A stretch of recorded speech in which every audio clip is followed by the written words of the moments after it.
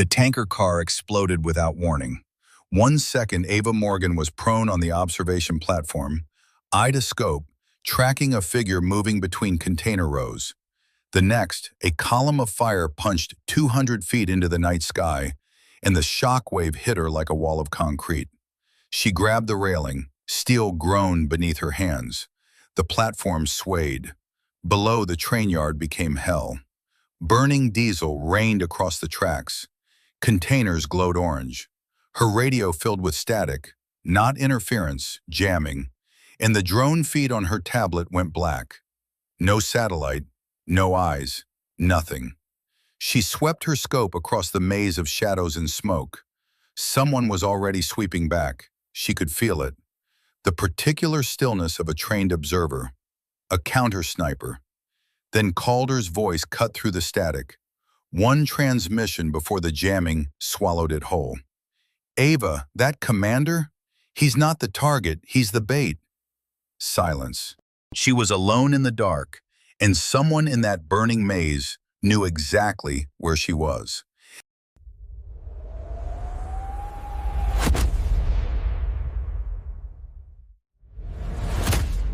The train yard had been dying long before the war found it. Ava Morgan saw that from 300 meters out, lying flat on a rooftop at the yard's eastern edge, as the last light bled out of the sky. Through her Schmidt and Bender scope, she swept the full length of the facility, a 2-kilometer sprawl of freight infrastructure that had once been the logistics backbone of the region's oil export corridor. Now it was something else. A graveyard for rolling stock. Hundreds of freight cars lined the sidings in rusting rows, some still loaded, some cracked open like broken eggs, their contents long since plundered or burned. Gantry cranes stood frozen mid-swing over the main classification yard, their booms silhouetted against the orange horizon like the necks of prehistoric animals. A fuel tanker sat derailed on track 7, its wheels sunk into a crater from an airstrike that no one had bothered to document.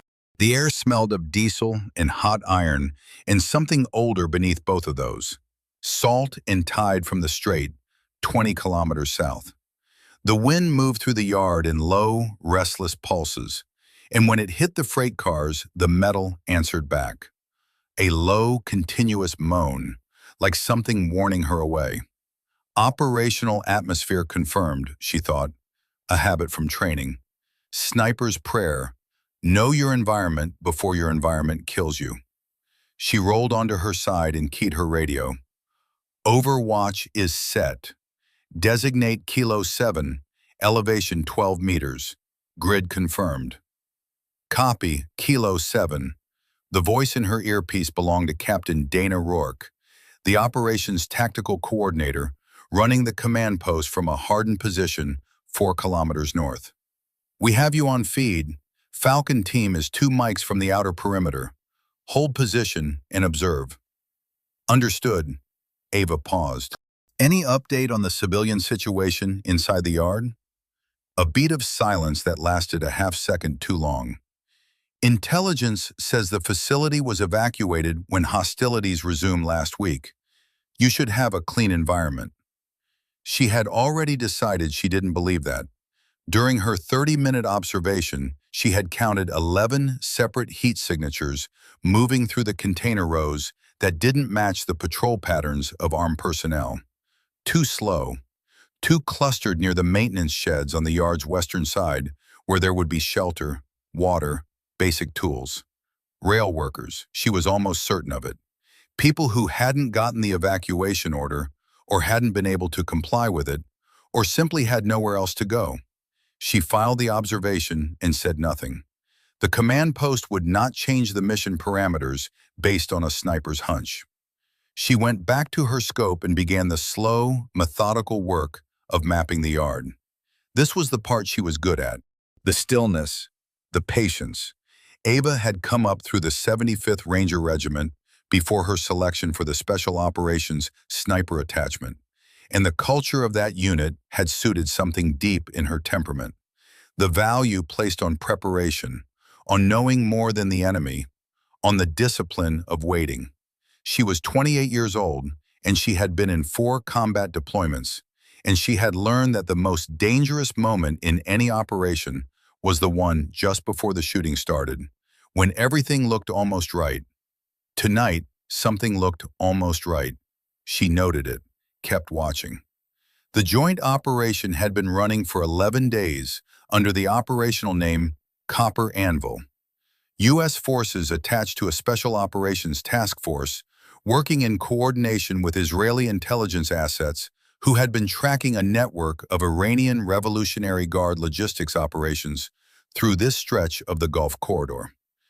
The train yard was the most recent node in that network, a waypoint where weapons, materiel, and personnel had been moving through the region under the cover of routine freight operations. Commerce as camouflage. It was a technique with a long and effective history, and it had taken 11 days of aerial surveillance, signals intercepts, and 2 human intelligence sources to develop enough of a picture to justify a direct action mission. Ava had been briefed on the operational picture in a 40-minute session that morning. She had asked 3 questions, taken 3 pages of notes, and walked away with the distinct feeling that the picture was incomplete. That feeling sat in the back of her mind now like a stone. She kept watching. The yard moaned around her. The intelligence file on Commander Reza Vahid ran to 62 pages, and Ava had read all of them. She had read them the way Calder had taught her, not straight through, but in layers. First pass, names, dates, locations, the skeleton of the subject's documented history. Second pass, the pattern of behavior, the operational choices, the signature moves that distinguish this person from 10,000 other officers in the Iranian military apparatus. Third pass, the gaps, what was missing, what the analysts had chosen not to include, or hadn't thought to look for, or hadn't been able to find. The gaps in Vahid's file were substantial. He had entered the Revolutionary Guard at 19, risen steadily through logistics and supply operations, and by his mid-30s had become the officer responsible for coordinating weapons transfers to proxy forces operating through 5 different countries. He was not a frontline commander. He was a facilitator, a supply chain specialist in a military that had turned irregular logistics into an art form. Then 3 months ago, the signals traffic had changed. His communications pattern, previously disciplined and consistent, had fractured into short burst transmissions on rotating frequencies. He had moved independently of his assigned unit. He had appeared, according to human intelligence sources, at locations that had no connection to his known operational portfolio. The intelligence assessment called him a rogue officer, a man operating outside the command structure, pursuing his own agenda. Ava had written a single word in her notebook after reading that section. Why? Officers in the Revolutionary Guard did not go rogue in the Western sense. The system was too controlled, the surveillance too pervasive, the consequences for independent action too severe. When an officer's behavior changed that dramatically, there were 2 possibilities. He had genuinely broken with the system, which would make him extraordinarily dangerous and also, in her experience, extraordinarily short-lived. Or his apparent deviation was authorized from somewhere above him, for reasons the intelligence community had not yet identified. The file did not address this distinction. The analyst had called him rogue and moved on. She had underlined "why" twice. Now she had his last confirmed location, a warehouse complex at the train yard's northern end, and a mission parameter that her orders described, in the careful language of official documents, as neutralization. She had done this work before. She understood what the word meant. She held no illusions about what she was here to do. What she couldn't resolve was the question of why Vahid, a logistics specialist with no background in direct action operations, had moved himself into the middle of a train yard that was about to become a combat zone. If he was running, there were better places to run. If he was transporting something, the yard was too exposed. If he was meeting someone, who? And why here? Why now, with a joint U.S.-Israeli operation bearing down on his position? Her scope tracked across the northern warehouse complex. The building was dark. No movement on the exterior. She noted the time, 21:47 local, and kept watching. At 22:03, she confirmed what she had suspected. The heat signature she had been tracking near the maintenance sheds resolved, in the scope's enhanced optics, into a group of 8 people clustered around what appeared to be a propane heater inside the largest shed. They were not armed. They were dressed in the worn coveralls of railway workers. 2 of them appeared to be eating. Ava exhaled slowly. There you are. She adjusted her scope and began a systematic sweep of the sheds, the access corridors between the container rows, the small station building at the yard's center that had served as the operations office before the war had rendered operations impossible. By the time she finished the sweep, she had identified 31 civilian personnel still inside the yard perimeter, some in small groups, some alone, all of them keeping low, keeping quiet, doing the reasonable thing, waiting for the violence to pass. They had no idea the violence was about to come to them. She keyed the radio. Kilo 7 to command. I have a significant civilian presence inside the operational area. Approximately 30 individuals, non-combatant, concentrated in the maintenance sector but distributed across the facility. Captain Rourke's response was measured and unhurried, which told Ava that this was not new information to the command post. Acknowledge Kilo 7. ROE remain in effect. Engage only confirmed combatant personnel. Understood. I'm flagging this for the record. Noted. The frequency went quiet. Ava stared at the maintenance shed through her scope.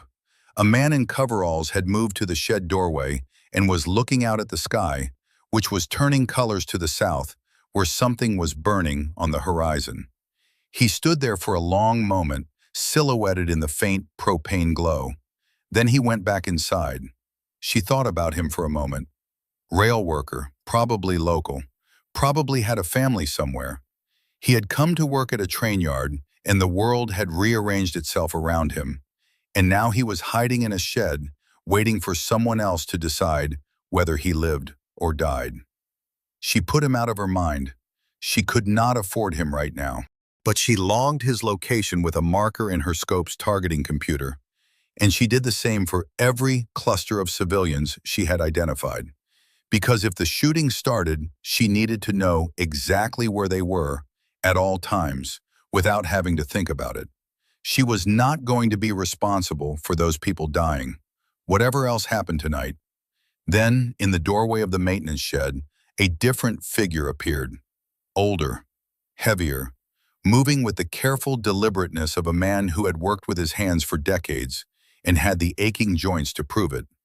He looked out at the same burning horizon, then turned his gaze in a slow arc across the yard. He stopped when he was facing her direction, though she was 300 meters away and invisible in her ghillie-draped position. For a long moment he just stood there, looking. Then he went inside. She marked his position with a different designator. Something about him nagged at her. The way he had looked out, not frightened, not uncertain, assessing, like a man who had seen bad situations before and was calculating his options. She filed it under monitor and moved on. At 22:31, Falcon Team reported contact with the outer perimeter. The 4-man element had breached the yard's southern fence line and was moving north along the western freight corridor, using the container rows for cover. Ava tracked them on her scope as they moved, smooth, disciplined, maintaining proper spacing and coverage, and simultaneously maintained her observation of the Iranian patrol routes she had been mapping for the past 40 minutes. The patrols were wrong. She had been cataloging their movement for long enough to establish a baseline. 6 personnel moving in 2 3-man elements on what appeared to be a standard security sweep. Rotating routes, predictable intervals, the kind of thing you would expect from a unit that believed itself to be operating in a secure environment. But the geometry was off. Ava had spent enough time studying tactical movement to understand the mathematics of it. A security patrol in a contested environment distributed its personnel to maximize coverage and deny an attacker the ability to identify safe approach corridors. What she was watching did not optimize for coverage. The patrol routes plotted on her scope's targeting overlay left specific corridors consistently unmonitored. The same corridors on every rotation. She could see 3 clean approach routes from the southern perimeter to the northern warehouse complex. Clean lines of movement, minimal exposure, almost no risk of interdiction by the current patrol pattern. The routes looked like an invitation. She moved her jaw to key the throat mic. Kilo 7 to Falcon Lead. I'm reading something irregular in the patrol pattern. Recommend pause before continuing north. The response was immediate and flat. Falcon Lead copies. We're on a timeline, Kilo 7. Continue Overwatch. Falcon Lead, the patrol geometry looks staged. Those corridors are not being covered by accident. A pause. Then, noted, Falcon Lead continuing on current heading. She disconnected the frequency and opened the secondary channel. Calder, are you monitoring? I've been monitoring, said Calder's voice. Dry and steady the way it always was, the voice of a man who had been in bad situations so many times that the category had lost its power to unsettle him. I saw what you saw. What do you make of it? I don't know yet. A pause. Keep watching, and watch the high ground.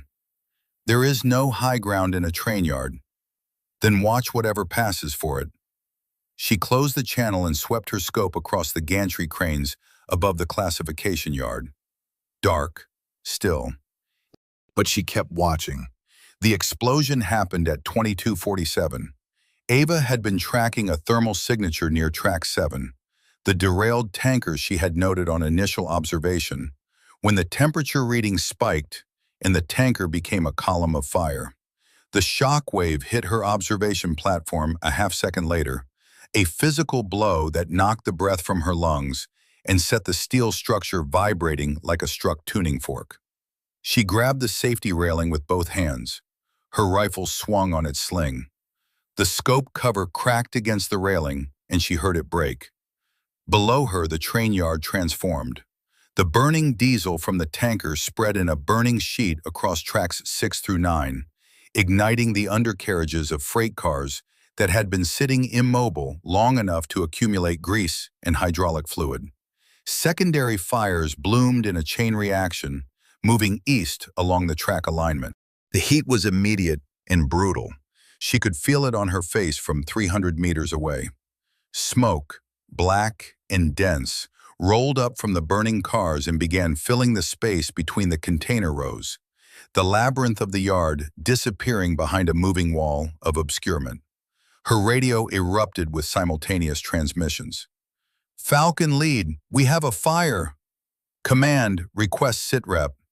Drone feed is down. I say again. She keyed her channel. Kilo 7, Overwatch position intact, scope damage minor, visibility degrading rapidly. I'm counting at least 6 secondary fires in the classification yard. She was already reestablishing her position, prone behind the scope, sweeping for Falcon Team's last known location. Falcon Lead, I've lost visual on your element. Report your position. Static. She tried the command frequency. More static, but different. Not the fragmented static of a broken signal. The flat, consistent static of deliberate jamming. She had been jammed before, and she knew the sound of it. Someone had activated a jamming system at the same moment the tanker exploded. The two events were not a coincidence. She pressed into the scope and worked methodically through the smoke and fire, slicing the yard into sectors and clearing them left to right. Falcon Team, civilians, patrol elements. She needed to know where everyone was, and she needed to know it fast, because the situation had just become something very different from the mission she had been briefed on. The tanker had not exploded on its own. Something had detonated it. And whoever had done that had also activated a jamming system in the same breath, which meant the explosion was not the attack. It was the opening move of something larger. She found Falcon Team. 3 heat signatures prone behind a container row, 180 meters north of the fire. One signature was not moving. Her jaw tightened. She swept east. The Iranian patrol elements had stopped their rotation. Both 3-man groups had moved to new positions. Not defensive positions, she noted. Positions that covered the approaches to the northern warehouse complex. They were not reacting to the explosion. They had anticipated it. Staged, she thought. The whole patrol pattern, all night. They knew. She opened the secondary channel to Calder. Got nothing but static. She was alone on the rooftop with a broken scope cover, a partially obstructed view of a burning yard, and the certainty that she had been fed a false operational picture. Below her, the fire spread. The moaning of the metal, which had been a low ambient note all evening, rose in pitch as the heated steel began to expand and buckle. It sounded now like something in pain. She found the first sign at 2,301. It was not a sound. It was not movement. It was the absence of something that should have been there. A thermal signature in a gap between 2 container stacks that should have read ambient temperature, but registered 3 degrees above baseline. Not enough to be a human body, exactly enough to be the residual warmth of a human body that had recently left. Someone had been lying in that gap, prone, long-term, facing east, facing her. Ava did not move. She breathed through her nose, slow and shallow, and she kept her eye to the scope, and she worked the problem. Counter-sniper, pre-positioned before the operation began. Whoever was in that gap had been in position long enough to warm the ground, which meant hours. They had anticipated the operation, anticipated her overwatch position, and established a counter-observation post that faced her location from 250 meters northwest. She tracked left from the thermal anomaly, reading the debris field around the container gap. This was what Calder called reading the room, the way a skilled observer left a record in their environment, whether they intended to or not. Displaced grit on the container's lower edge, disturbed in a pattern consistent with a rifle barrel resting across a surface. A fragment of black rubber, possibly from a scope cover, caught against a corrugated panel. She looked for the shooter's likely exit route and found it, a channel between 2 rows of flatbed cars running north toward the warehouse complex. The channel would have given the shooter a covered withdrawal under the smoke now filling the yard. One more thing. She almost missed it.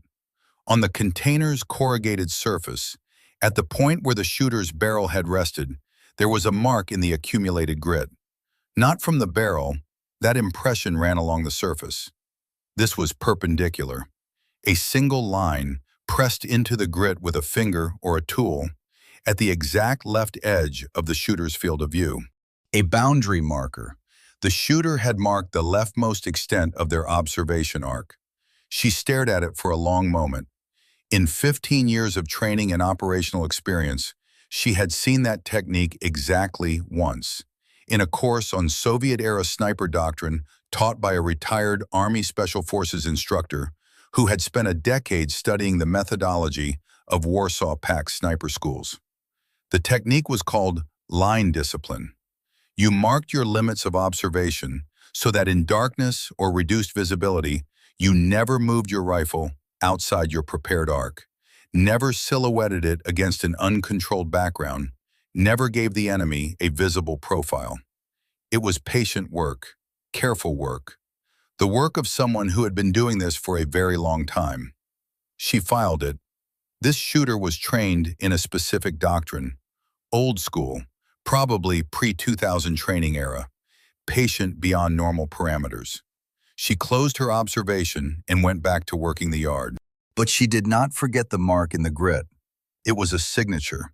And the first time you saw a signature, you cataloged it, because if the same person was operating against you, you would see it again. The jamming broke at 23:18. It didn't fade, it cut off cleanly, the way deliberate jamming cuts when someone switches off the transmitter. Ava had 30 seconds of clear frequency before she expected it to come back on, and she used every second. Calder, talk to me. His voice came back immediately, which told her he had been waiting. I've been running the signals intercepts from the past 6 hours. There's something wrong with this mission, Ava. Tell me. The signals traffic we used to locate Vahid, the burst transmissions that flagged him as rogue, they don't match his known communication pattern. The rhythm is wrong. The encryption architecture is wrong. Someone generated those transmissions to make him look like he was operating independently. She was still watching the yard through her scope. Falcon team had regrouped, all 4 alive, the down man apparently functional again, moving slow. Someone fabricated the intelligence that put him in this train yard. Not just fabricated well. This took significant technical capability and access to SIGINT collection infrastructure. Whoever did this understood how the intelligence apparatus works from the inside, which means either a sophisticated state actor ran a deception operation on us, or someone on our side helped them do it. He paused. There's more. I pulled the corporate ownership records on this train yard facility. The operating company is a Cypriot shell. Trace it back far enough and it connects to an energy development consortium with registered interests in 3 separate offshore blocks in the Gulf. They've been stalled for 2 years by the ongoing instability. They want the war to escalate. They want a specific outcome from the escalation. If the US and Iran go kinetic, really kinetic, not the current proxy friction, the entire supply corridor reconfigures. New contracts, new infrastructure, different players in control of different infrastructure. And a joint US-Israeli operation killing an Iranian commander in a train yard would be exactly the kind of incident that makes going really kinetic unavoidable. His voice was steady, but she had worked with Calder long enough to hear what lived beneath the steadiness. He was angry, the controlled, cold anger of a man who has spent his career believing in something and has just found evidence that it was being used against him. Ava, Vahid is not a rogue. He's bait. The jamming came back on. The frequency went to flat static. She lay behind her scope in the smoke and the firelight, and she looked at the burning yard, and she understood that the mission she had been sent on did not exist. In its place was something else entirely, a trap of considerable sophistication, using American and Israeli soldiers as its mechanism, aimed at a strategic outcome that served no national interest she had sworn to protect. Below her, in the maze of burning containers and derailed cars, the Iranian commander she had come here to kill was somewhere in that darkness, waiting. And somewhere in that same darkness, a counter-sniper with old training and extraordinary patience was waiting too. She checked her magazine. She checked her scope. She checked her secondary sidearm and her emergency radio on the backup frequency. Then she picked up her rifle and went down into the yard. The ground level was a different world. From her rooftop, the train yard had been geometry, sight lines, sectors, thermal signatures arranged across a grid she could read and manage. Down here it was chaos.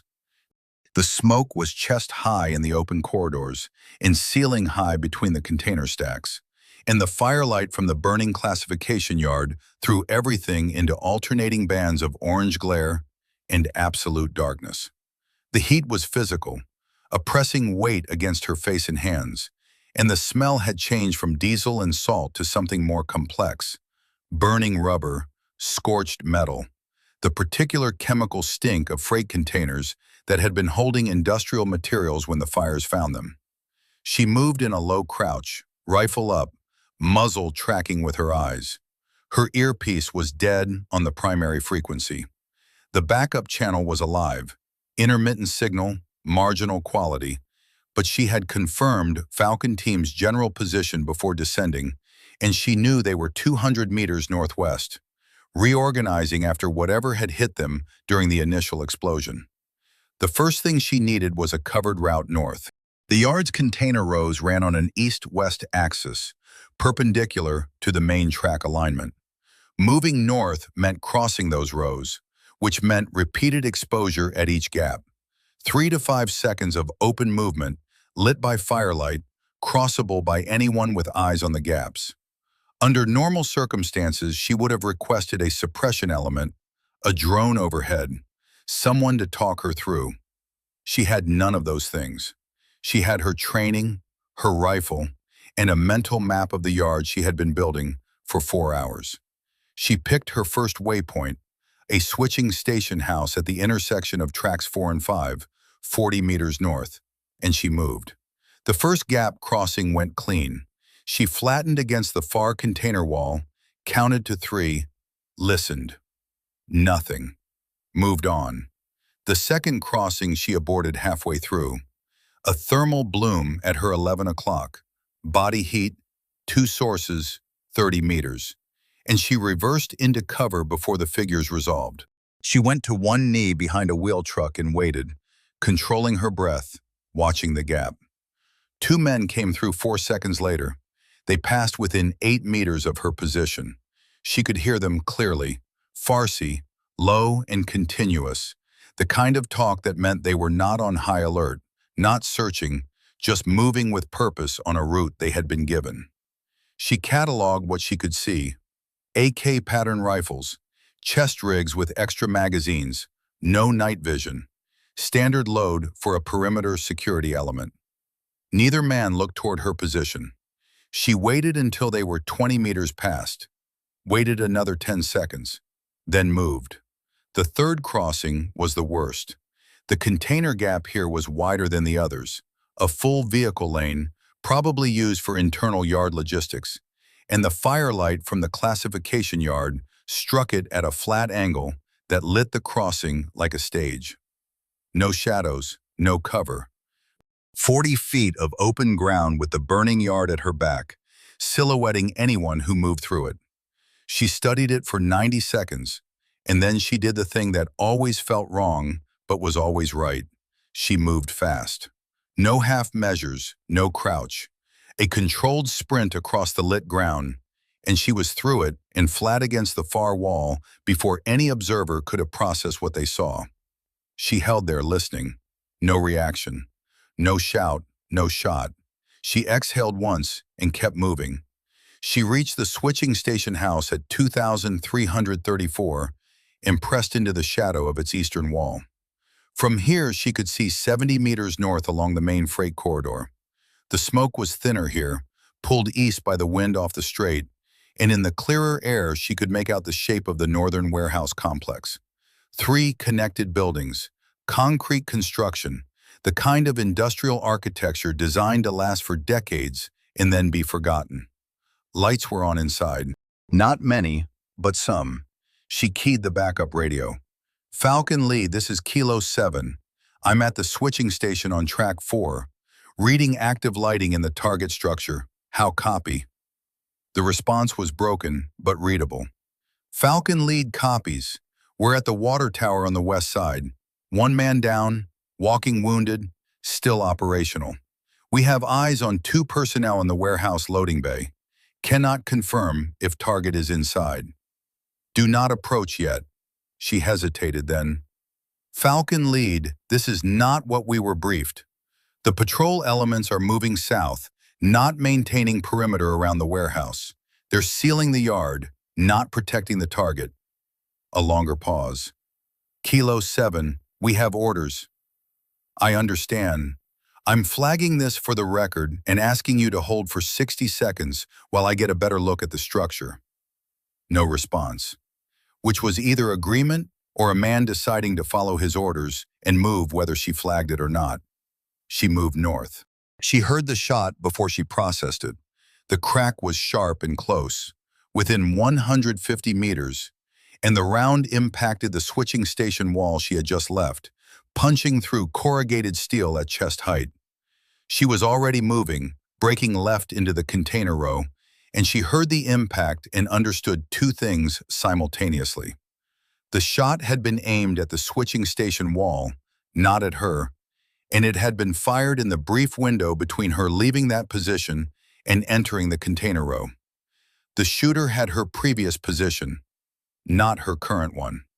She went flat behind a container's wheel assembly and processed. A miss at that range from a trained sniper was not a miss. It was a statement. I had you. I let you go. I know where you've been, and I can predict where you're going. Psychological warfare. First move. She did not move immediately. The instinct was to relocate fast, put distance between herself and the round's impact point.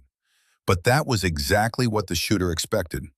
A sniper who fires to flush a target is counting on the target's movement to reveal their new position. She stayed flat, and she controlled her breathing, and she thought. The shot had come from the northeast. The angle, combined with the impact point on the switching station wall, gave her a firing position cone of roughly 40 degrees. Within that cone, at appropriate range, there were 3 viable elevated positions: the roof of the northernmost warehouse building, a burned-out maintenance gantry over Track 8, and a position on top of the largest container stack in the northeastern quadrant. She moved her scope to the container stack first. Nothing. No profile, no thermal signature, no movement. The gantry. Dark. But she looked at the gantry's superstructure and noticed something. The access ladder on the gantry's eastern support column showed a shine on its upper rungs that the lower rungs didn't have. Fresh contact. Someone had climbed it recently enough that the accumulated grit and oxide had been disturbed but not yet recoated. She moved her aim point to the gantry's operator cab, a steel box suspended at the top of the structure. No visible signature, but the cab had louvered ventilation panels on 3 sides, and a shooter inside the cab would not need to expose any surface to the outside to have a field of fire through those louvers. She couldn't shoot through the louvers. She couldn't confirm a target inside, but she could make the position uncomfortable. She found a water tank on a pole 30 meters short of the gantry, the kind of small, elevated tank used to supply wash-down hoses in a freight facility. She put a round through it. The tank ruptured and water cascaded down across the gantry's superstructure in a sheet. And in the moment that the water hit the cab's ventilation louvers, she was watching the louvers closely, and she saw one of them move. A reflex. Someone inside had flinched away from the sudden cold. There you are. She marked the position in her scope's memory and backed deeper into the container row. She wasn't going to engage from here. The angle was wrong. The shot geometry would require her to expose herself in a way she wasn't prepared to do yet. But now she had the position, and that was different from before.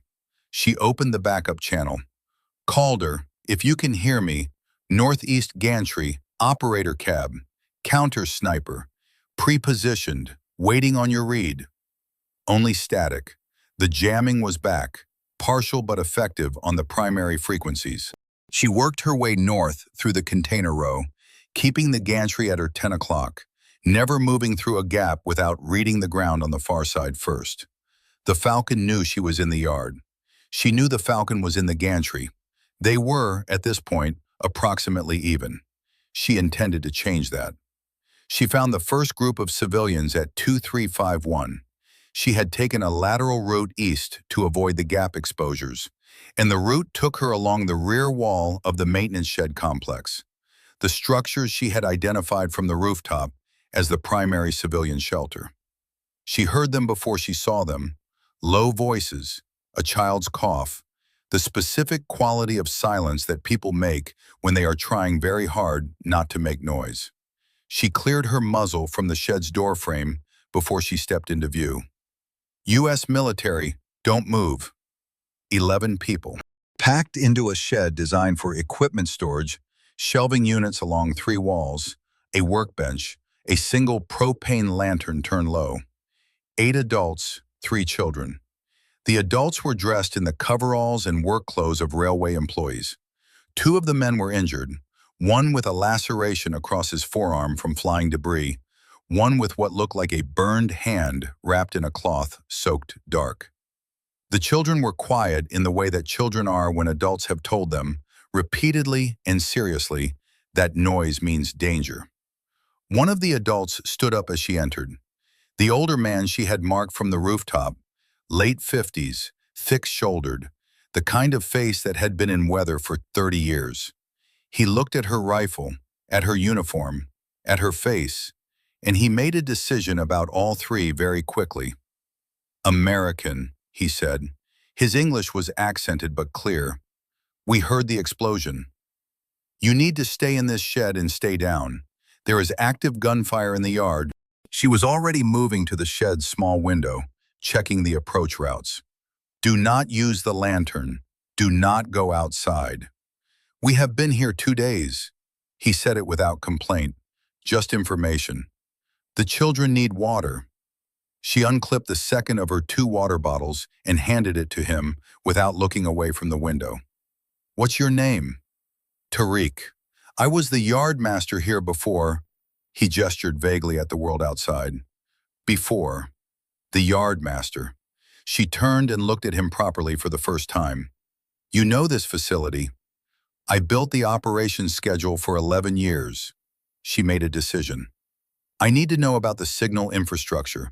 Antennae, relay equipment, communications hardware, anything that was installed in the past 6 months that wasn't part of the original facility. He didn't hesitate. He had been waiting in a shed for 2 days with nothing to do but think about his yard. There is a container, black, high cube, 40 feet, contained on track 12 in the northeastern section. It arrived 3 months ago as standard freight, but it has an external power connection running from the facility grid, and I saw antennae extended from its roof vents. I made a complaint to the operations office. No one answered. Track 12, northeastern section. She ran the coordinates in her head, 50 meters east of the gantry where the Falcon was currently positioned.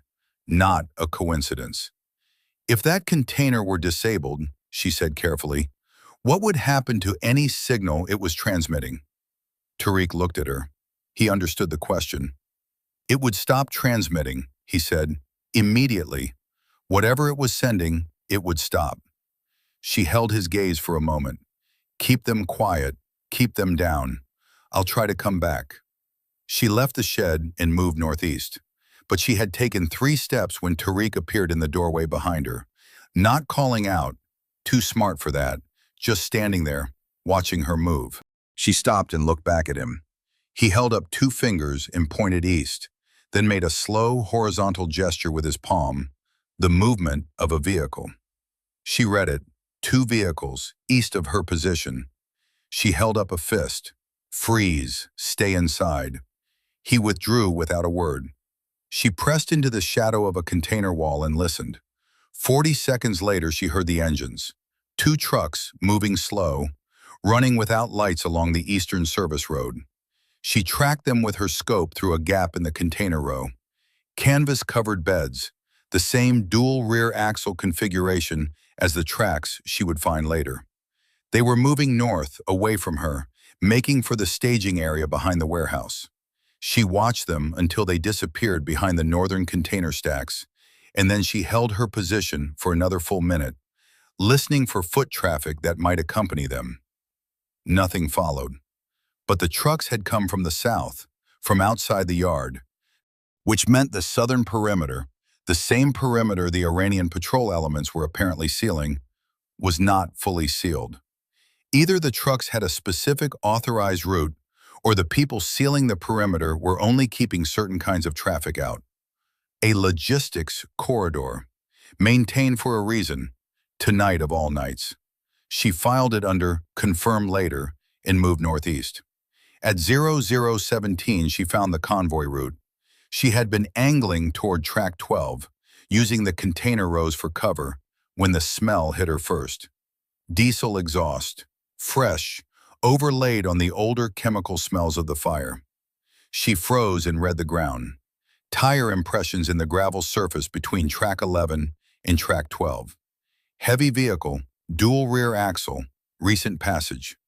The impressions ran north-south along a corridor between container stacks that was just wide enough for a medium truck. She followed the tire tracks north with her scope. The corridor was deliberate. She could see it now that she was looking for it. The container stacks on either side were not randomly positioned. They had been arranged to create this channel, the kind of modification that would require authorization from someone with operational control of the yard's internal layout. Someone who had been planning this for a long time. Weeks at minimum, possibly months. Tariq had said the black container arrived 3 months ago. She kept moving north along the corridor, staying tight to the container walls, reading the ground ahead before committing each step. The gravel here was compacted differently from the rest of the yard, pressed down by repeated heavy vehicle passage, not just a single recent transit. This route had been used before, many times. The corridor opened into a staging area behind the northernmost warehouse, a space that her original aerial survey had showed as empty storage ground. It was not empty. 4 trucks were parked in a tight cluster, canvas-covered, engines cold. A 5th truck had its rear doors open. In the light from the warehouse's single exterior lamp, she could see the cargo. Weapons crates, long and olive drab, the kind of standardized military packaging that had been manufactured in a dozen different countries and stenciled with a dozen different identifying marks, all of which meant the same thing. The weapons weren't Iranian. She could see that from the stenciling at this range. She adjusted her scope and read one crate's markings. Cyrillic lettering, a serial format she recognized as Eastern European post-Soviet inventory. Modified, remarked. But the base format was unmistakable to someone who had spent time studying illicit weapons supply chains. She counted the crates visible in the open truck bed. 14. Multiplied by the 4 additional covered trucks, extrapolating from standard load configurations, she was looking at somewhere between 60 and 80 crates of weapons-grade material staged at a facility that, according to every official record, had been evacuated and was currently a combat zone. The weapons had been here before the operation started. They would still be here after the operation ended, documented in no report, attributed to no party, available for whoever came next. She swept the area. 2 guards on the warehouse loading bay, 1 more near the truck cluster. No sign of Vahid. She moved her scope to the black container on track 12. Tariq had been right. The container's roof was barely visible above the surrounding stack, but she could make out the profile of 2 antennae, one a standard whip configuration, one a directional array pointed south-southeast. South-southeast, toward the shipping channel, toward the strait.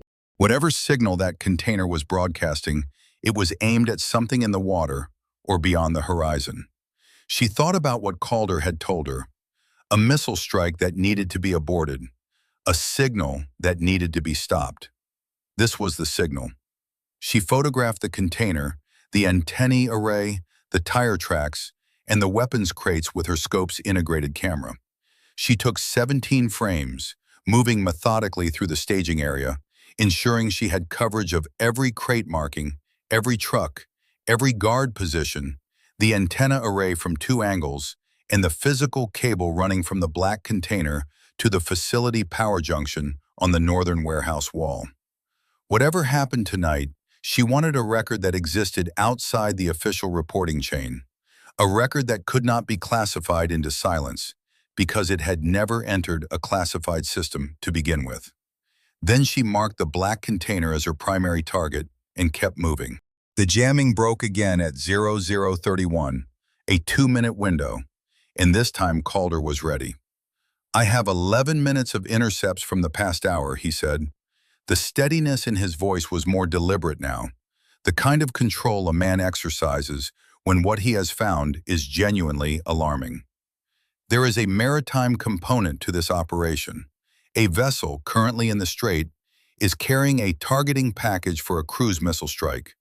The strike is not authorized by any U.S. command element I can identify. It's being triggered by an external signal, a targeting handshake from a ground station. Track 12, she said. Black high cube container. I have eyes on the antenna array. A pause. How did you find that? The yardmaster. All right, she could hear him working something on a keyboard. Ava, the targeting package, the strike coordinates, they're not military infrastructure. I've been running the grid references. They correspond to a civilian fuel depot on the Iranian side of the strait. One airstrike on that depot, attributed to a U.S. Special Operations ground element that was in the area conducting an authorized mission, would look like an escalation, unprovoked strike on civilian infrastructure. With an Iranian commander killed in the same operation, yes. His voice dropped slightly.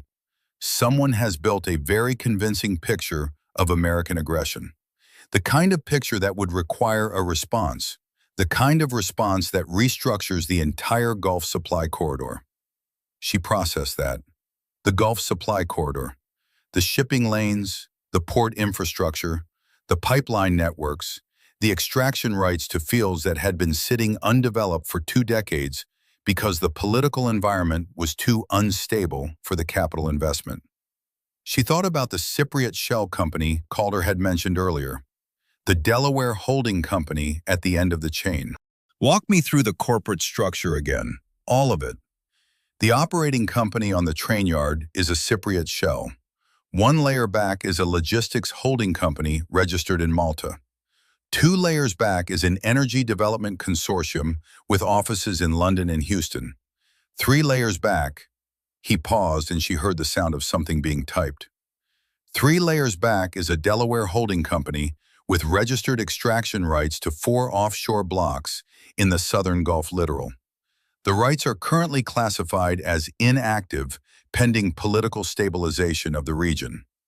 Stabilization that requires a specific kind of instability first. Correct. A localized, attributable conflict that triggers a political settlement rather than a prolonged war. A settlement in which the parties that were not directly involved in the conflict, the ones who stayed clean, who called for restraint, who offered mediation, are rewarded with the infrastructure contracts when the smoke clears. She thought about that for a moment.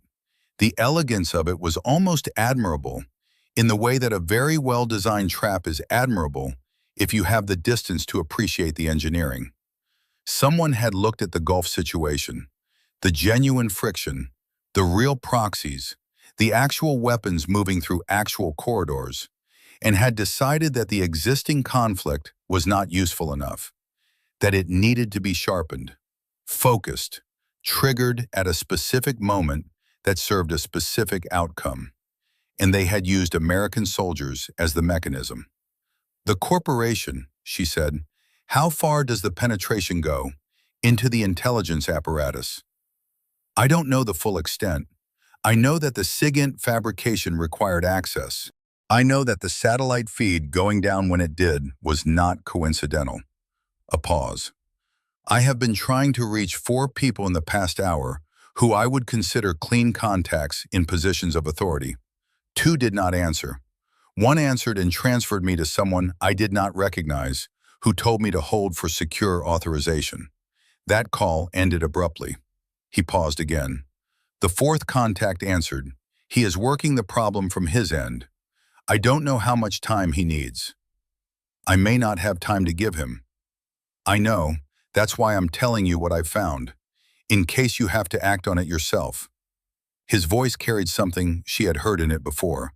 In the long years of working together, the specific weight of a man who is asking someone to do something he wishes he could do himself. Ava, the antenna array on that container, if it goes offline before the handshake completes, the strike doesn't fire.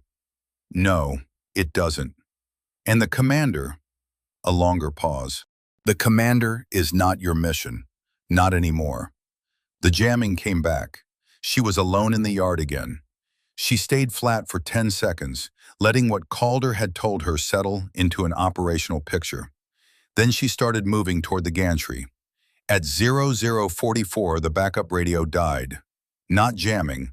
The battery indicator had been at 30% when she descended from the rooftop. She had been running the channel more than planned, and the partial jamming environment drew power faster than normal operation. The radio gave her a low battery chirp and then nothing. She was completely cut off. She knelt behind a wheel truck on track 10 and ran her inventory. Primary radio, jammed. Backup radio, dead. Scope camera, functional, no transmission capability. Her position was approximate. She knew she was in the northeastern quadrant, 50 to 70 meters from the black container. But the smoke and the fire had rearranged the light in the yard, and she had been moving fast, and some of her mental mapping was degraded. She needed to orient. The psychological weight of total communication loss was something she had been trained to manage, and she managed it now the way Calder had taught her, by converting the emotion into information. The anxiety she felt was not weakness. It was her nervous system correctly identifying that her margin for error had just collapsed.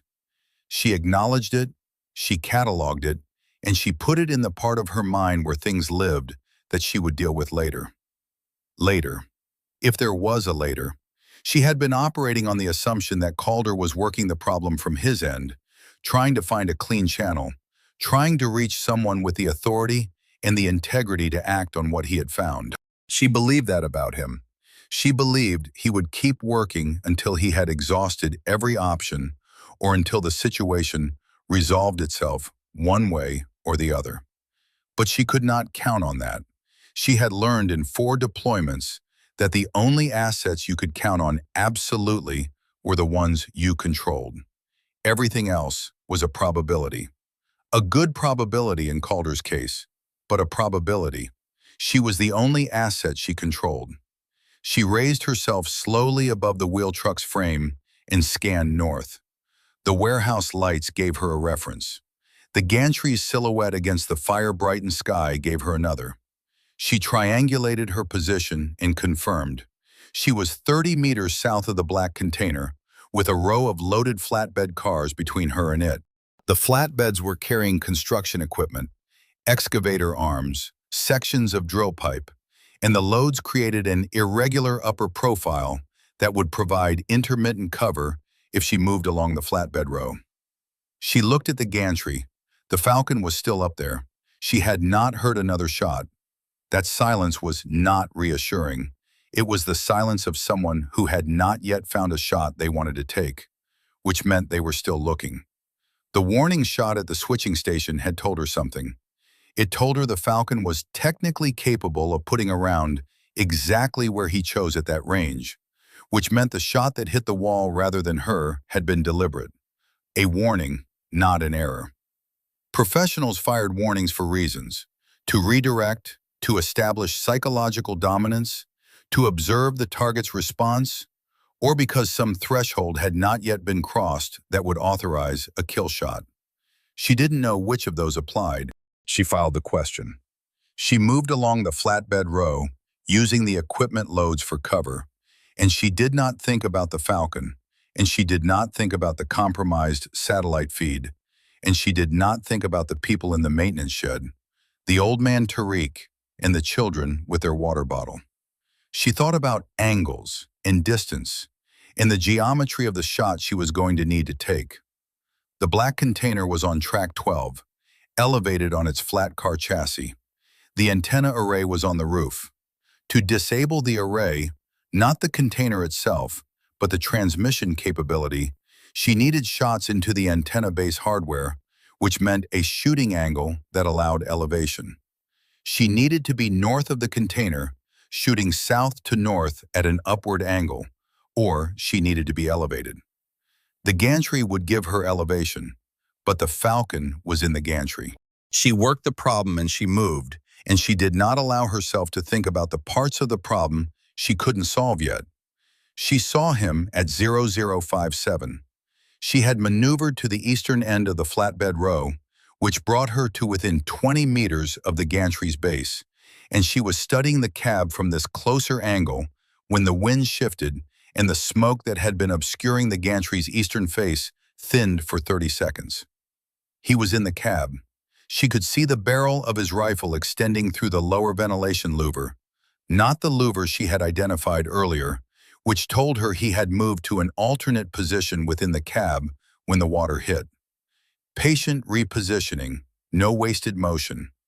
The barrel was angled south, covering the main freight corridor. She looked at what she could see of him through the gap between the louver blades. Older. She couldn't see his face clearly, but she could read age in the economy of his movements.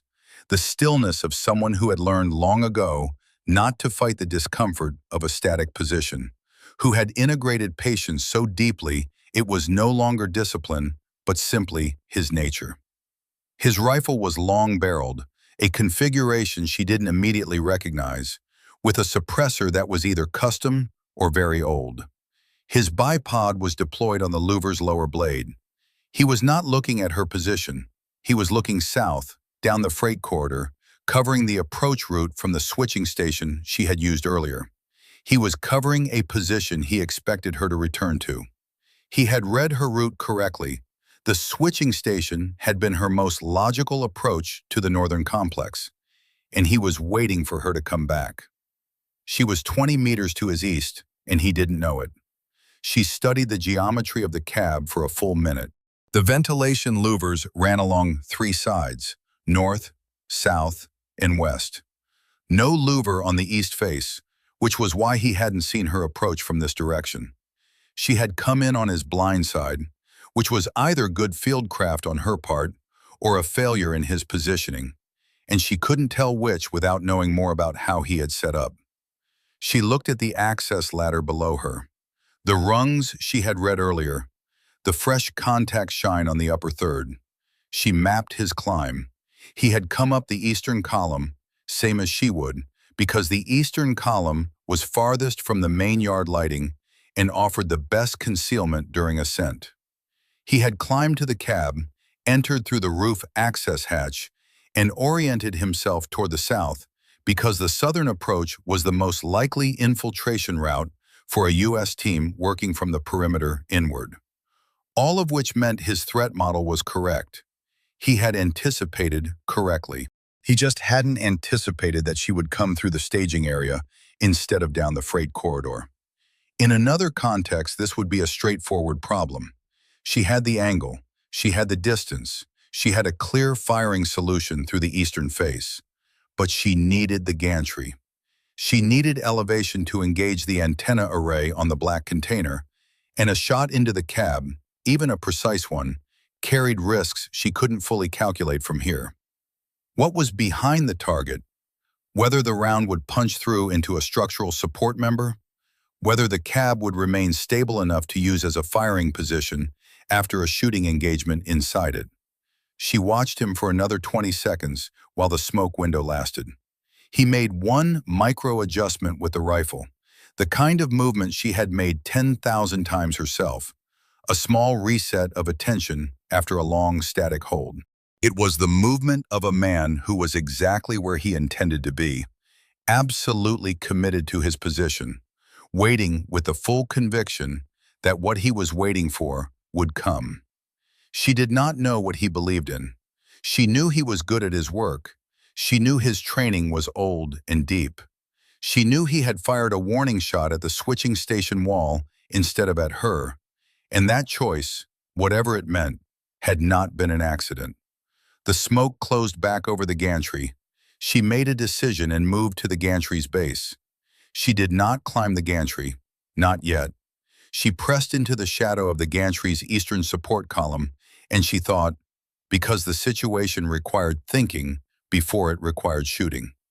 Falcon Team was somewhere to her west. The black container was 20 meters north.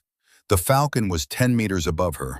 And somewhere in the northern warehouse, Reza Vahid, the man she had come here to kill, the man who was not a rogue officer, but a piece of bait on a hook, was waiting for something she didn't fully understand yet. What was Vahid waiting for? She ran through it. The mission architecture, as she now understood it, fabricated intelligence designed to put a U.S.-Israeli team in this yard on this night.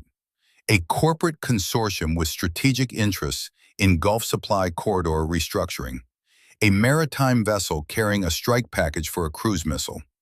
A ground station transmitting a targeting handshake. The strike package activated on the handshake completion. The handshake required a ground confirmation signal. The ground confirmation signal came from the black container on track 12. But confirmation signals required authorization. Someone had to send the confirmation. She thought about Vahid, a logistics officer, a supply chain specialist, a man who had spent his career managing the movement of material and personnel through a complex network of nodes and handoffs.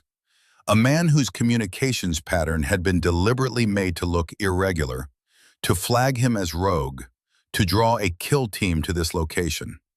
The kill team was here. She was the kill team. If the mission had proceeded as planned, if she had located and neutralized Vahid as ordered, what would have happened? His death would have been reported through the official channel, reported to the command post, to the task force, up the chain. An official record, U.S.-Israeli Special Operations Team engaged and killed Iranian Revolutionary Guard commander in train yard facility near Strait of Hormuz. At the same time, the black container's signal would complete its handshake, triggered by the operation's conclusion, which someone had designed as the activation event, and the missile strike would fire. One dead Iranian commander. One strike on a civilian fuel depot, attributed to the same operation. A clean, documented chain of American aggression. Vahid was not just bait for the kill team, he was the authorization mechanism. She thought about all the people who had worked to build this. The analyst who had fabricated the SIGINT profile.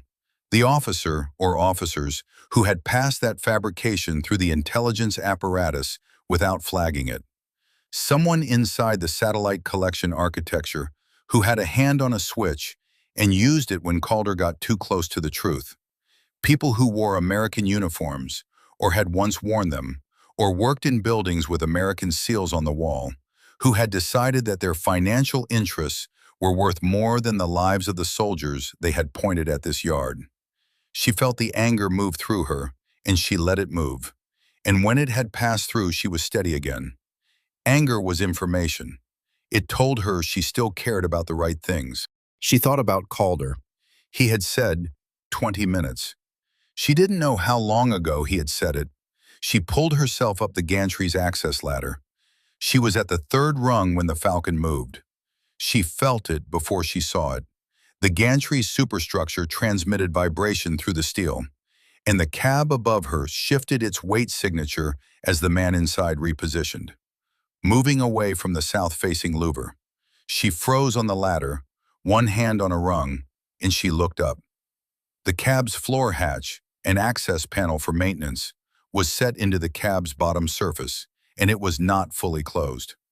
Through the gap, she could see light movement. He was rotating, changing his observation arc. He had been covering the southern approach, and now he was moving to cover something else. She pressed into the ladder and looked north, over the container rows, in the direction he was now facing.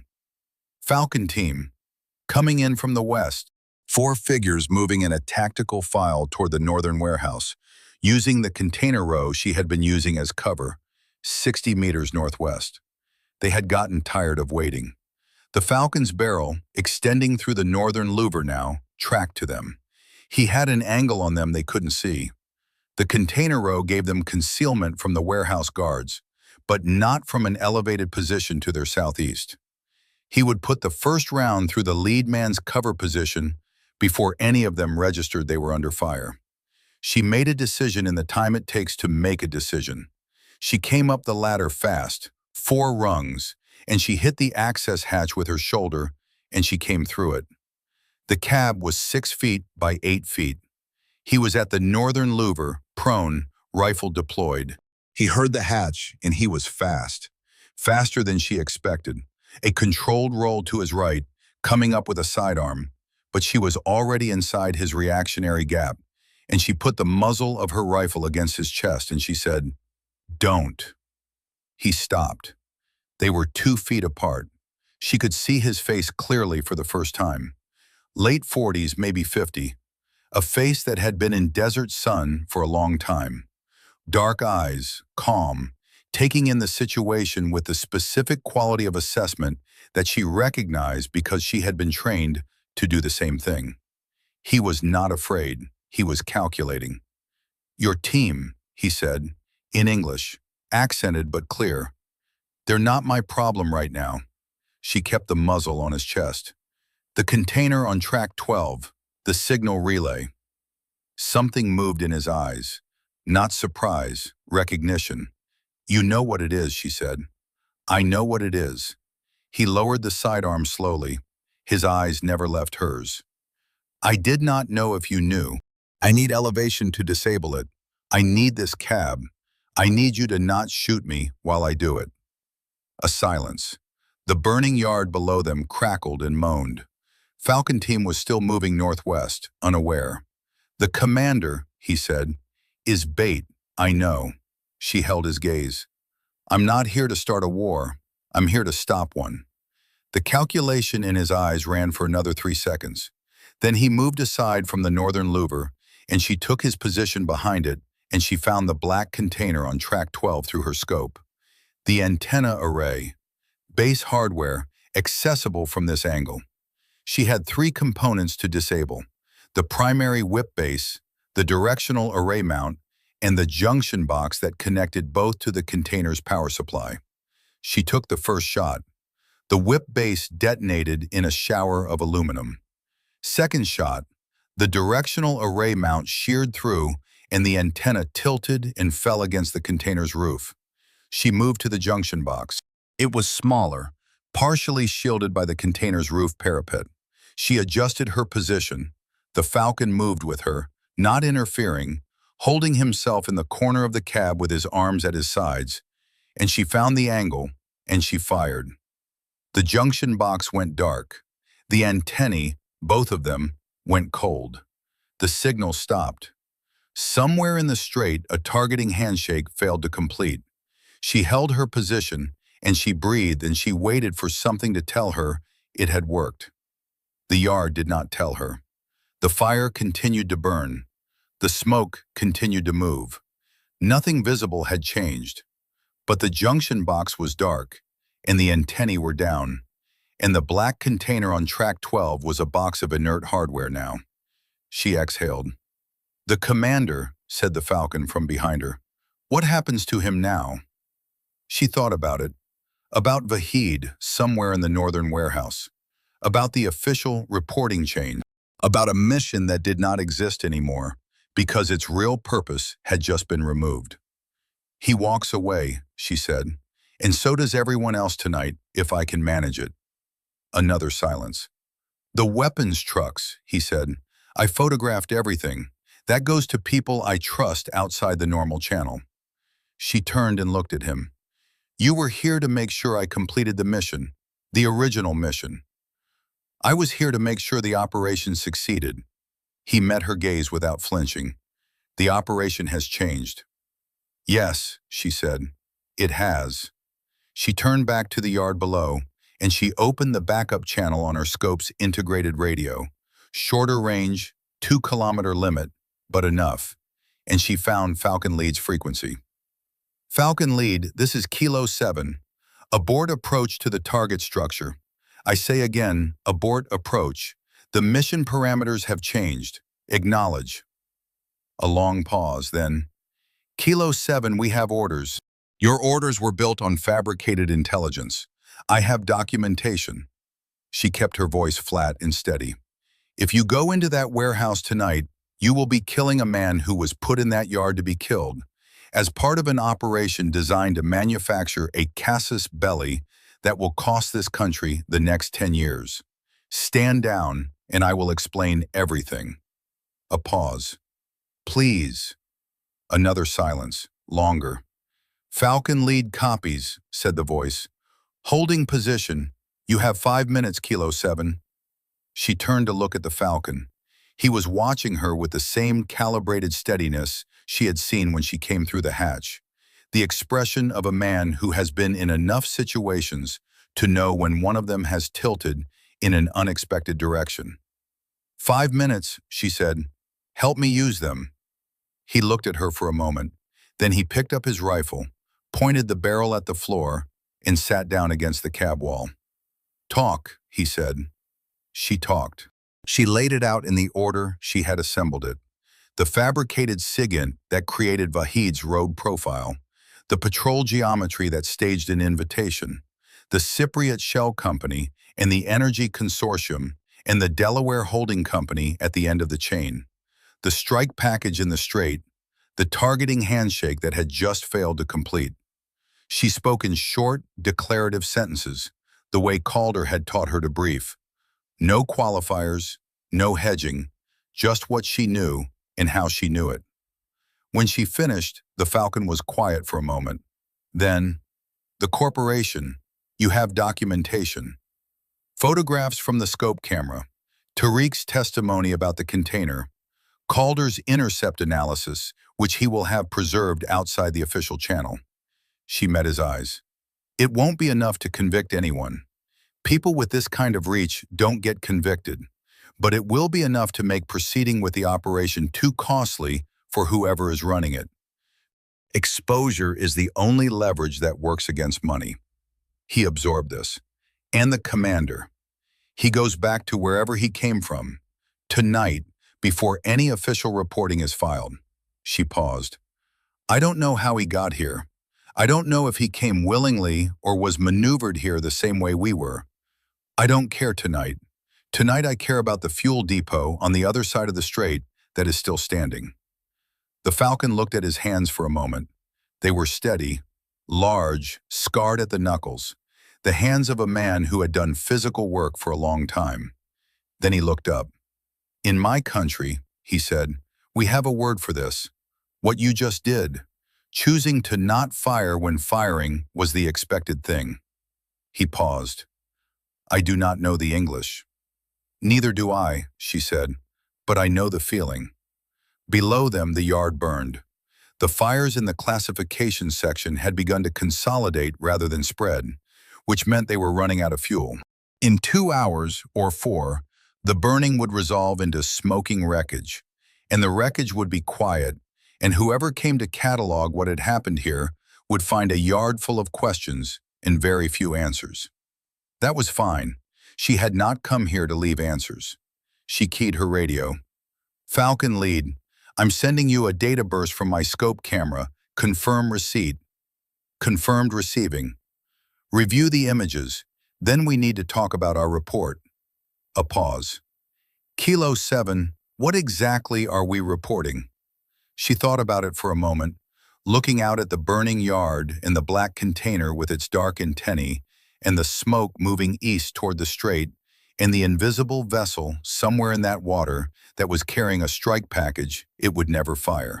"We're reporting," she said, "that the mission target was not confirmed present in the operational area, that the facility contained an unexpected number of civilian personnel, that a jamming event of unknown origin disrupted communications throughout the operation, and that the team withdrew without incident pending reassessment of the intelligence picture."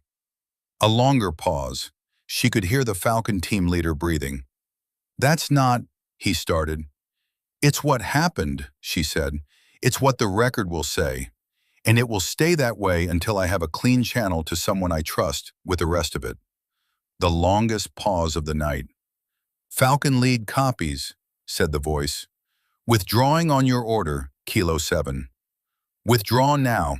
Exfil route Bravo. I'll be at the southern perimeter in 20 minutes.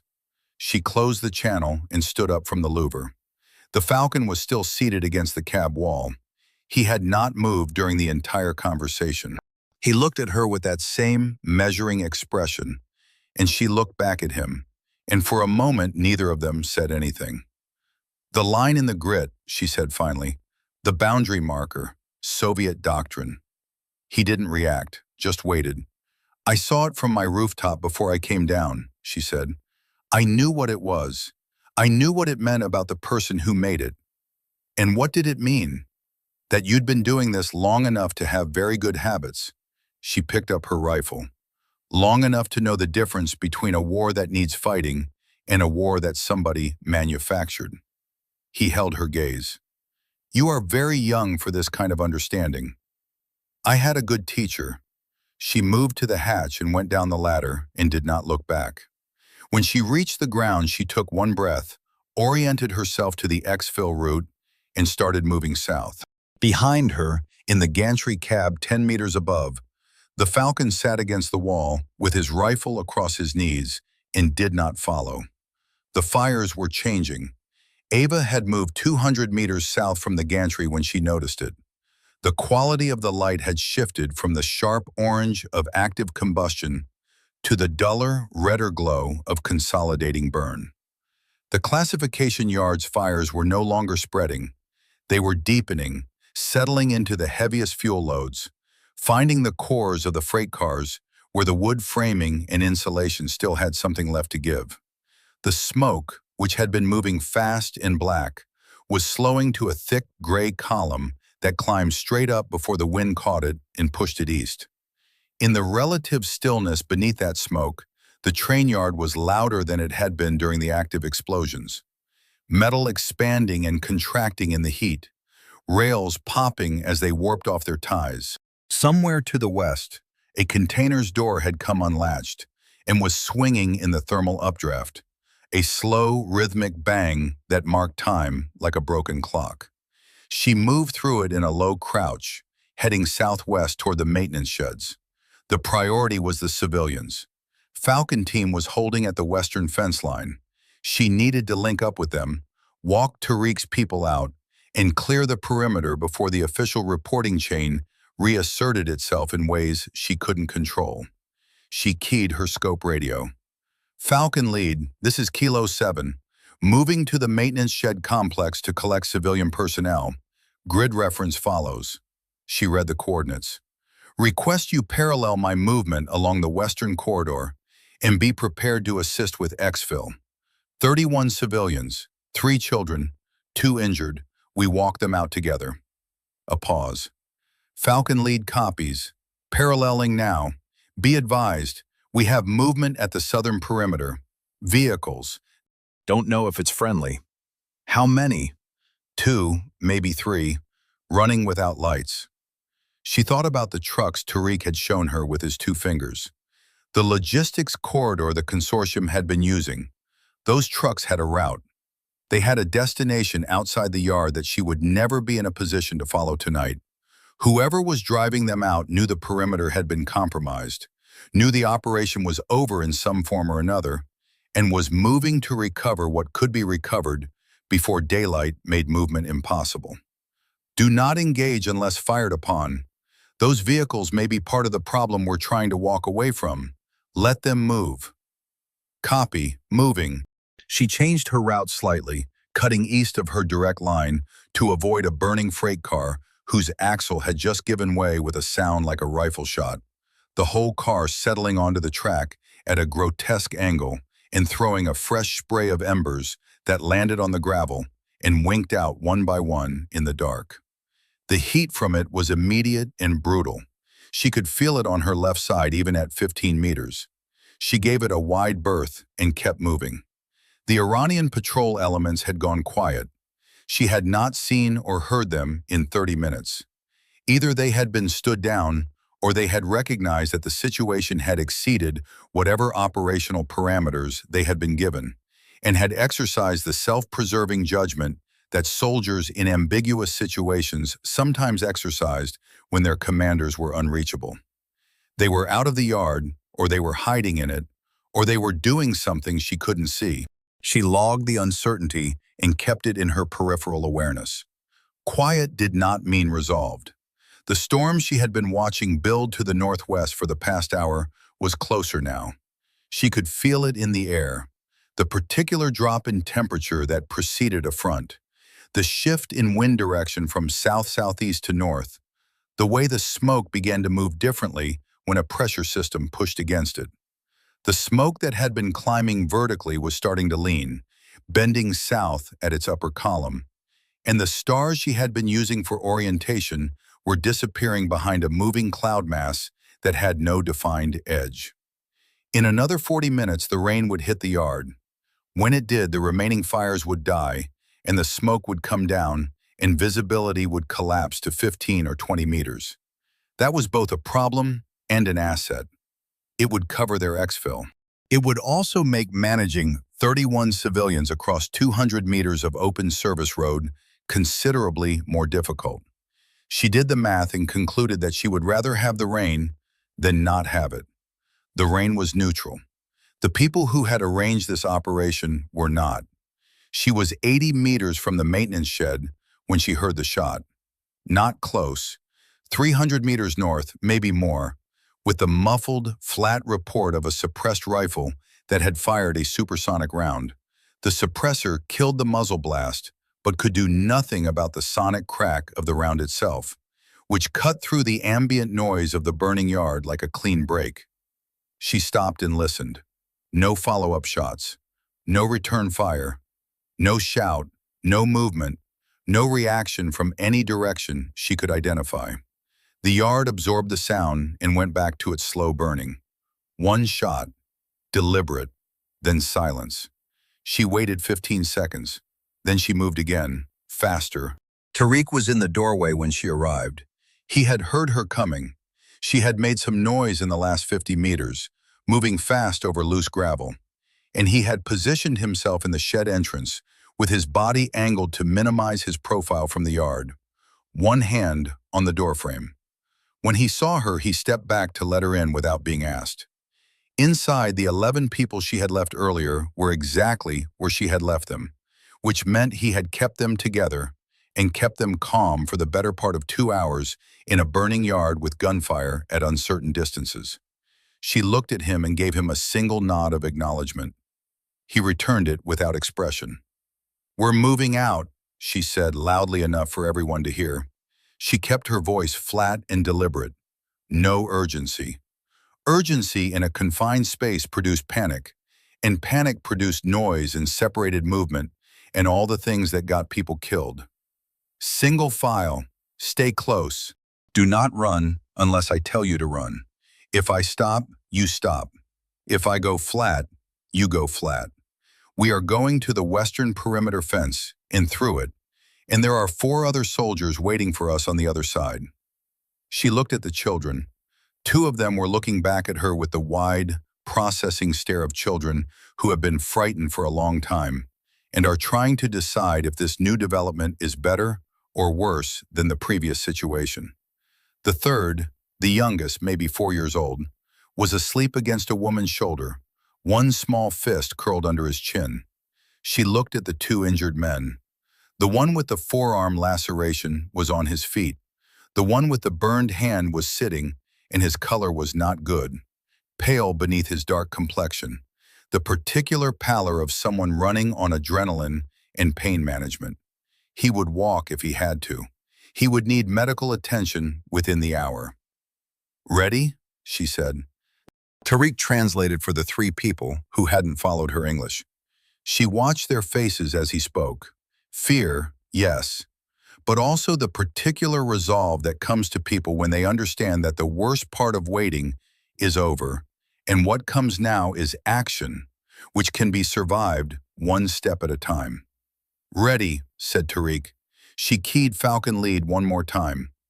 "The civilians are split across multiple sheds in this complex. I have 11 here. Fan your element through the remaining structures. There are 20 more at least. Bring them to this position before we move."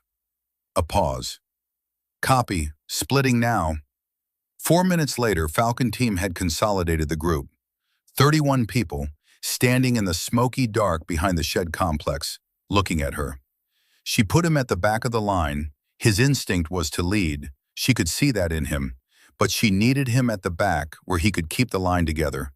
And she needed herself at the front where she could control the route. The woman carrying the sleeping child went second.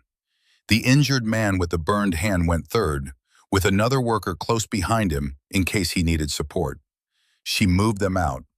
The route she had planned ran southwest along the rear wall of the shed complex, then cut through a gap in the container row onto the service road that ran parallel to the western fence line.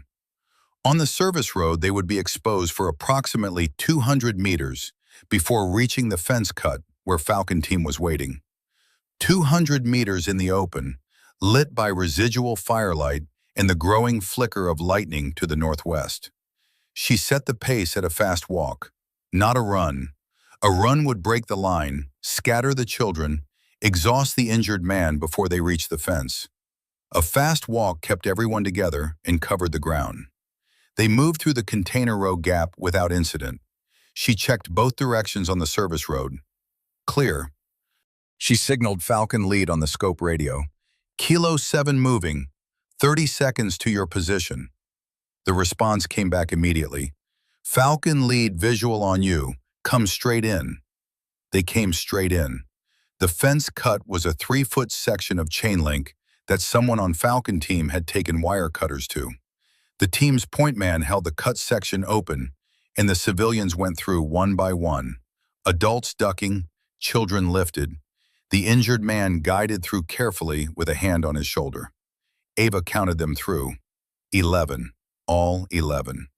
She went through last and straightened up on the far side and took one breath. Falcon team's medic was already moving to the injured man with the burned hand. The other 3 operators had established a perimeter around the civilian group, facing out, rifles up. The team lead, she had not seen his face until this moment. A captain in his early 30s, with the particular economy of expression that came from serious training in serious situations, looked at her across the group. "Where's your vehicle?" she said. "Quarter-mile north, 2 vehicles. We had a third, but it took shrapnel from the initial explosion." He paused. "Where are we going?"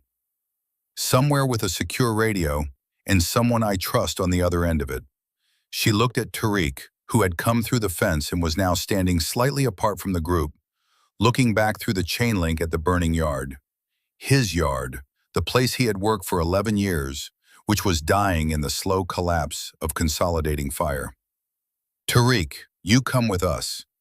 He turned from the fence. "My people." "Your people come too, all of them." She met his eyes. "You have testimony to give. What you saw, what you know about the black container and when it arrived. That testimony matters. It needs to exist somewhere. It can't be made to disappear." He held her gaze for a moment. Then he looked once more at the burning yard, some final accounting happening behind his eyes, and he turned away from it. "All right," he said, "I come." They moved north along the fence line in the dark. She found out about the shots she'd heard during the debrief 3 days later. Standing in a borrowed office in a building she was not allowed to name in any document, Ava listened as a man she had known for 6 years explained what had happened in the northern warehouse at 0118 on the night of the operation. The man's name was Warren. He was the 4th contact Calder had tried that night, the one who had answered and stayed on the line and had not transferred the call to someone Warren didn't recognize. He held a position that was senior enough to matter and clean enough to trust, and he had spent the 6 hours between Calder's call and first light working a series of phones that Ava was not clear to know about. What Warren told her. At 0118, Commander Reza Vahid had walked out of the northern warehouse's rear exit, alone, carrying nothing. He had walked north along the service road to a point where a vehicle was waiting for him. Not one of the consortium's trucks, a separate vehicle, a single sedan that had been parked outside the yard perimeter since before the operation began. He had gotten into the vehicle. The vehicle had driven north. One of Warren's people, positioned on a rooftop 3 blocks north of the train yard, had tracked Vahid's exit with a long lens and documented it. They had not intervened. They had documented. The single suppressed shot she had heard at 0118 had not been fired at Vahid. It had been fired at the lock mechanism of the warehouse's rear exit, from inside, to force the door open when the normal release failed in the heat-warped frame. A mechanical problem, an improvised solution. Someone inside the warehouse had wanted that door open badly enough to use a round on it. Vahid had walked out 30 seconds later. She sat with that for a moment, turned it over.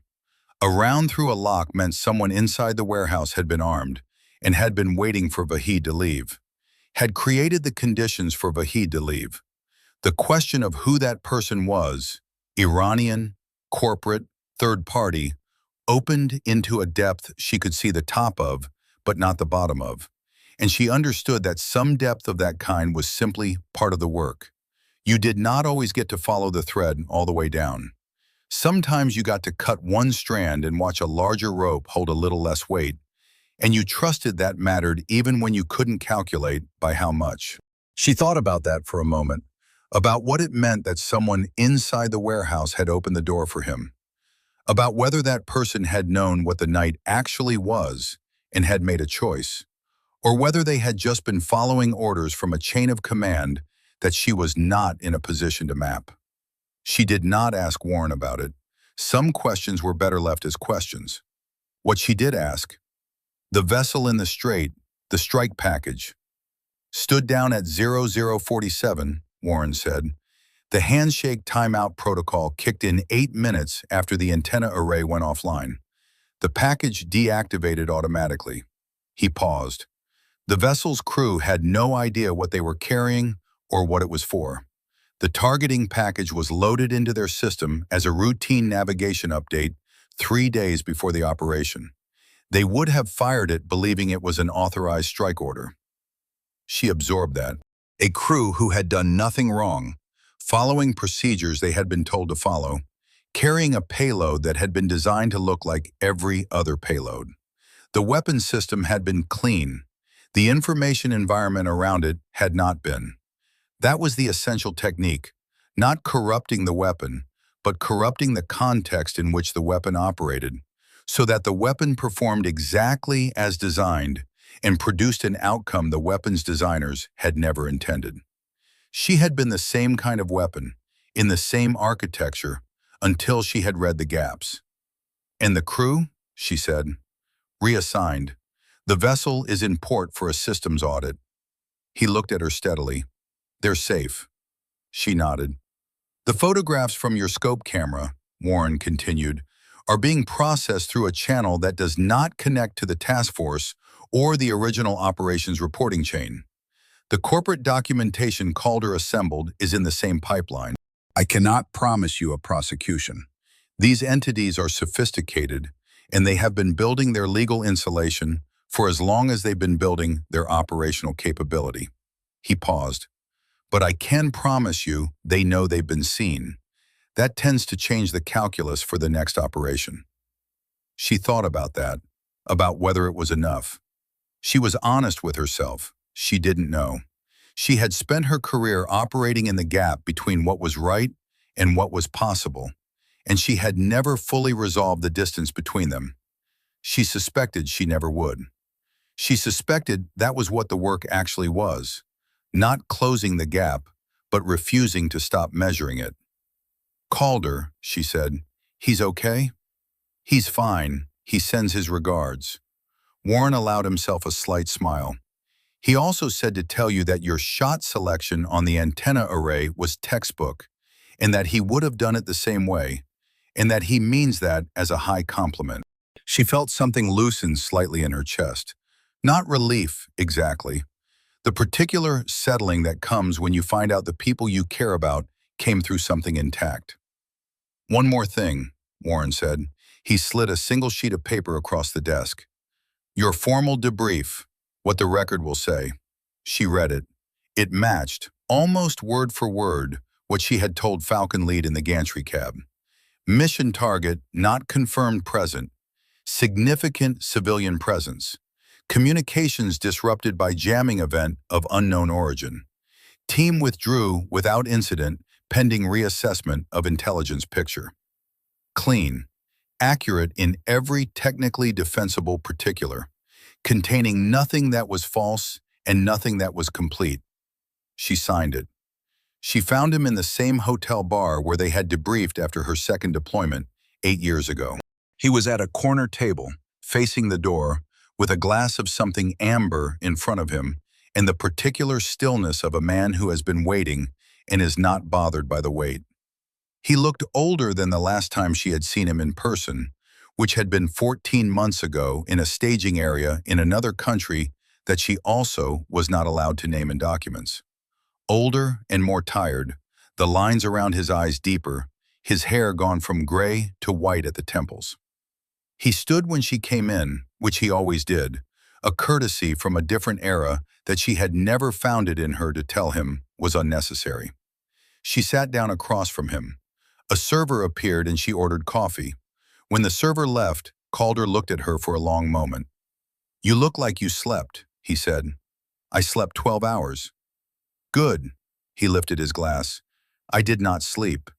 She studied him. "The fourth contact, Warren. That was you setting that up, wasn't it? Before you even called him. You had positioned him before the operation started." He did not confirm or deny. He set his glass down and turned it slowly on the table surface, a habit she had seen him do 100 times when he was choosing his words. "I have been doing this a long time," he said finally. "Long enough to know that some operations are what they appear to be, and some are not. When I started reading the intelligence picture on Copper Anvil, certain things did not sit right with me. The SIGINT profile on Vahid, the specificity of the location, the timeline." He paused. "You can smell it after a while, when something has been arranged rather than discovered. You knew before the operation started." "I suspected. There is a difference." He looked at her steadily. "I did not have evidence. I had a feeling developed over 40 years of watching people use institutions for purposes the institutions were not built for. That feeling is not actionable on its own. So you put Warren in position as insurance." "I made a phone call to an old friend and told him to monitor a specific operation and be available if I needed him. That is all I did." He paused. "The rest was you." She looked at her coffee. Outside the bar's window, the street was ordinary. Cars, pedestrians, afternoon light. The distance between that street and the burning yard felt unmeasurable and also somehow very small. "The Falcon," she said. "Do you know who he was?" "I have a hypothesis."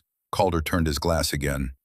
"There are elements within the Iranian intelligence apparatus who are not interested in a regional war any more than we are. People who understand that a destabilized Gulf benefits certain corporations and certain power centers and does not benefit Iran or the United States, or anyone who actually has to live near a strait when cruise missiles start flying." He paused. "It is possible that someone sent the Falcon not to ensure your mission succeeded, but to ensure that the right person was in the yard when it needed to not succeed."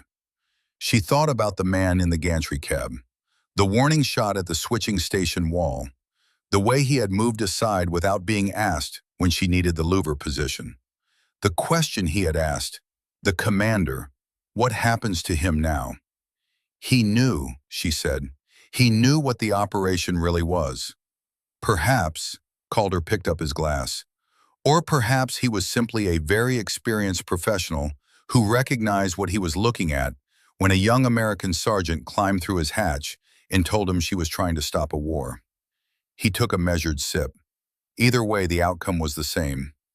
She sat with that for a moment. "Wars aren't always fought for the reasons we're told," she said. It came out quieter than she intended. He looked at her. "No, they are not." A pause. "That is not a reason to stop fighting. It is a reason to be very careful about what you are actually fighting for and who benefits when the smoke clears." He set his glass down.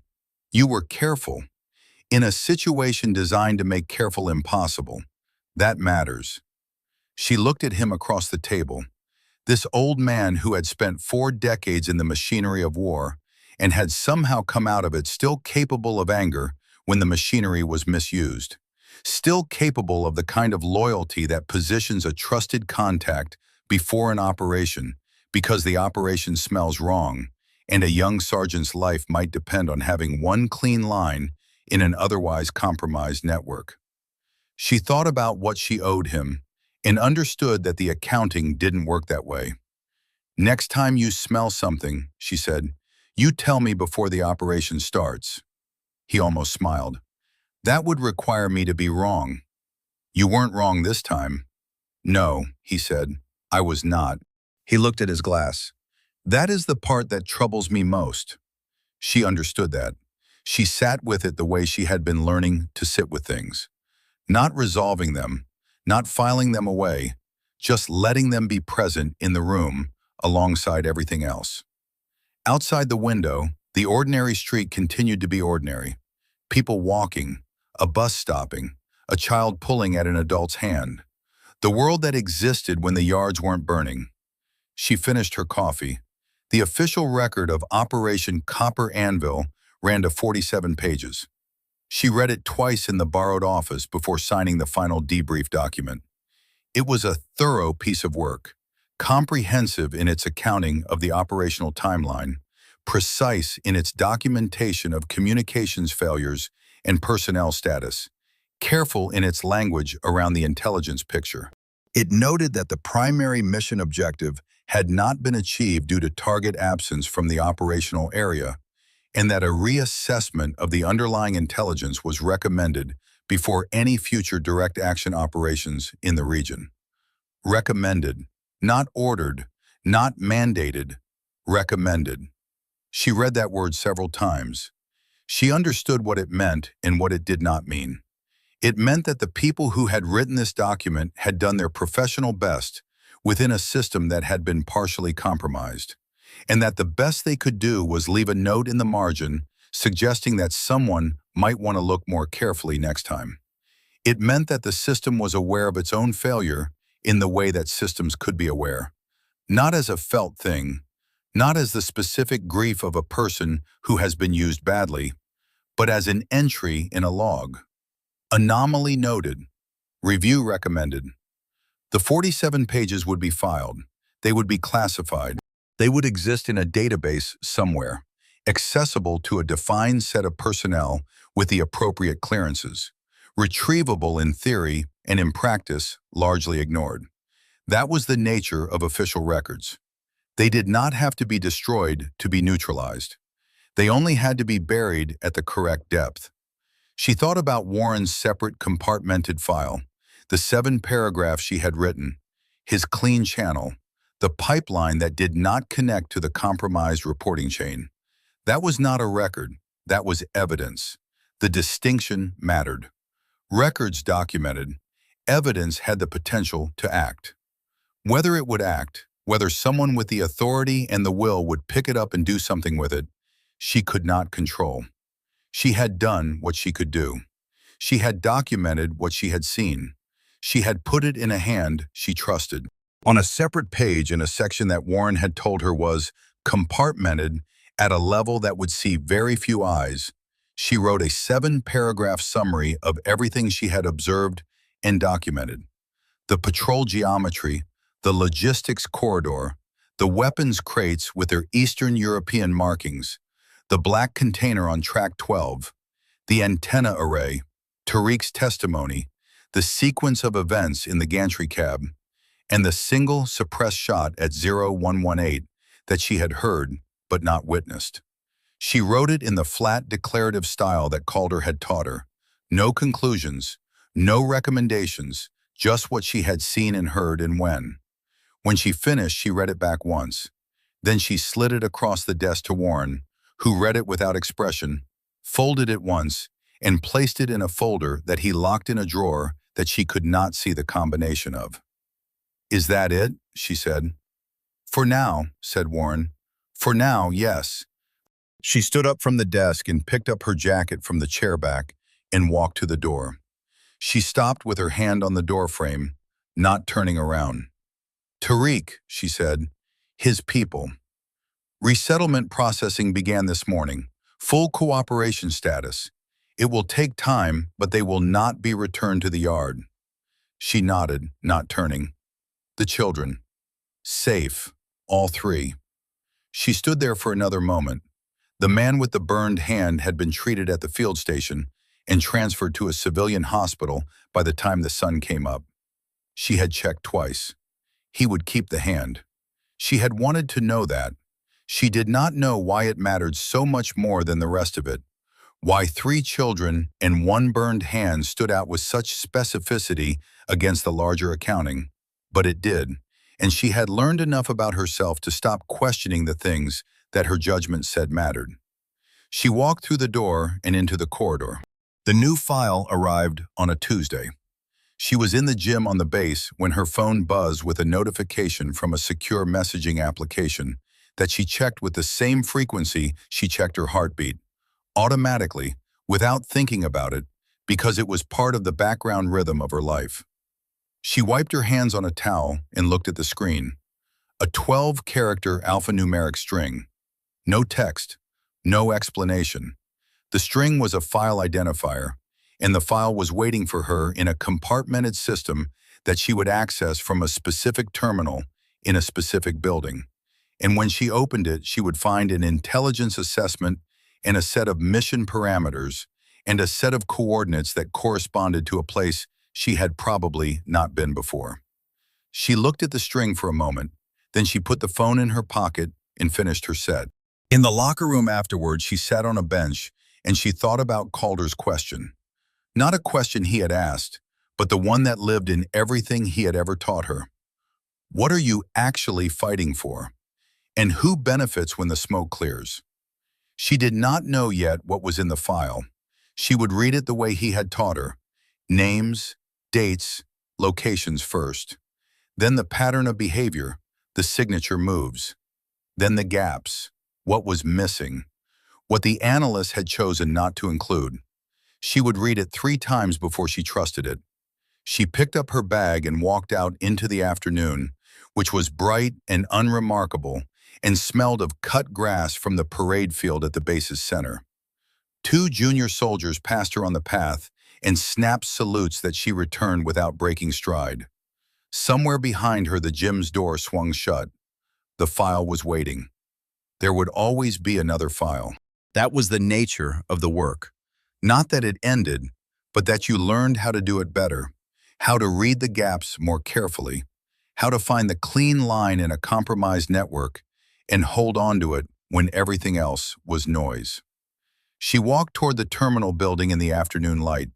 She thought about the black container on track 12, its antennae dark and cold in the rain that had finally come. She thought about Tariq standing in the doorway of the maintenance shed, looking at his yard with the face of a man taking a last accounting. She thought about the Falcon in the gantry cab, seated against the wall with his rifle across his knees, watching her work. You are very young for this kind of understanding. Maybe.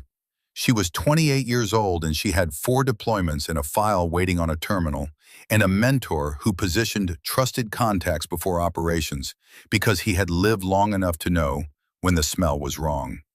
She would take that. For now, she would take that. The terminal building's door was heavy steel with a cipher lock. She punched in the code and pulled it open and walked through it into the light.